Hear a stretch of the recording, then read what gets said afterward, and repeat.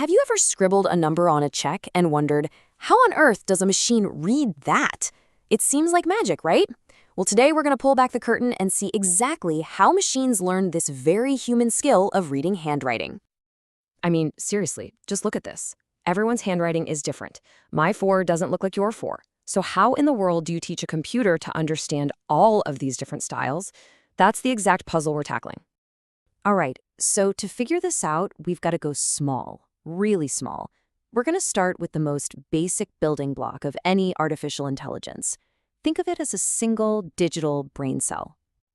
And this is it, an artificial neuron. Now, don't get bogged down in the biology here. For our purposes, a neuron is just a tiny little decision maker. It takes in a piece of information, does a super simple calculation, and gives a basic answer. That's its entire job. Okay, let's make this real. Imagine this little neuron's job is to guess if someone will buy insurance. All it knows is one thing, the person's age. That's the input. It does its little bit of math and then spits out an answer, the output, yes or no. See? Super simple. One piece of info in, one decision out. But, a single neuron deciding things on its own, that's not going to get us very far. Real-world problems are way more complicated. The real magic, just like in our own heads, happens when you start linking these neurons together, when you build a network. Think about it. Is age really the only thing that matters for buying insurance? Of course not. You've got income, savings, all sorts of things. A single neuron would be completely lost, but a whole network of them? Now that network can look at all those different inputs at the same time and make a much, much smarter call. Okay, and this is where it gets really cool. We can add what are called hidden layers to our network.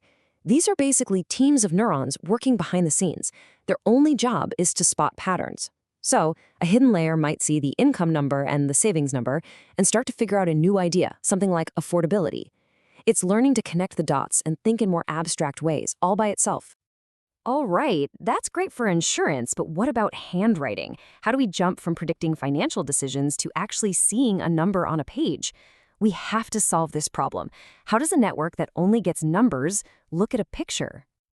Yeah, this is the big hurdle, right? The network's language is math, but a handwritten 7 is, well, it's just a drawing. It's an image. So how do we translate what we see into something the network can actually understand? And the answer is surprisingly simple. Turns out, every digital image is already made of numbers.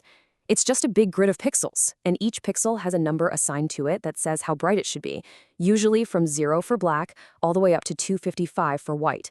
So an image isn't something we need to translate into numbers, it is numbers.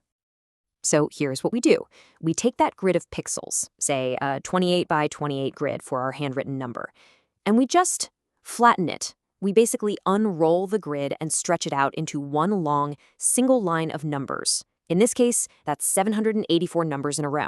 And that long line of numbers is exactly what we can feed into the input layer of our network. Problem solved. Okay, so we've got our network ready, and we know how to turn images into data it can read. Now for the exciting part. It's time to actually train this thing, to put our digital brain to school and see if it can learn. And how do we do that? We use a classic dataset that's basically the ABCs for machine learning, called MNIST. It's huge. It has 60,000 handwritten numbers for the network to study and learn from. And then there are another 10,000 completely new images set aside for the final exam, to test what it's really learned. The goal is simple. Look at an image and tell us if it's a 0, 1, 2, all the way to 9. So for our first model, let's keep it really basic. We'll have our input layer for all 784 pixels, and an output layer for the 10 possible digits, 0 through 9. But no hidden layers, nothing fancy in between. Let's see how well this simple version does. Wow, 92%. Honestly, that's pretty incredible for such a simple setup. It's getting it right 92 times out of 100. But, we can push that number higher, right? All right, round 2. We're going to run the exact same test, but with one crucial change. We're going to add one of those hidden layers we were talking about. Let's give it 100 neurons, and their entire job is to hunt for those sneaky, deeper patterns in the image. And there it is, 97%. Just adding that one layer made our models so much smarter. That 5-point jump is massive in this world. It's proof that letting the network figure out those hidden connections is the real key to success. Now, getting a 97 is awesome. That's an A+. But if we want to make it even better, we can't just celebrate the wins. We have to look at its failures. We need to analyze the mistakes. Because that 3% where it gets things wrong, that's where the real learning happens for us. If we dig into those mistakes, we can see where the network is getting confused and figure out how to help it improve. So, for example, look at its report card here. It nails the number 7, no problem. But then it sees his handwritten 2, and it thinks it's an 8. And honestly, you can kind of see why, right? They're both loopy. These are the exact kinds of human-like errors that help us understand how to make the model even better. So let's just do a quick rundown of what we covered. We've seen that neurons are just simple little math units. But when you link them together in a network, especially with hidden layers, they can solve really tough problems. And we learned the trick to making them see images. You just flatten the picture out into one long line of numbers. Think about it. In just a few minutes, we've gone through the core ideas that allow a machine to learn a fundamentally human skill. We just taught a computer how to read. It makes you wonder, now that we can do this, what's the next thing we're going to teach them?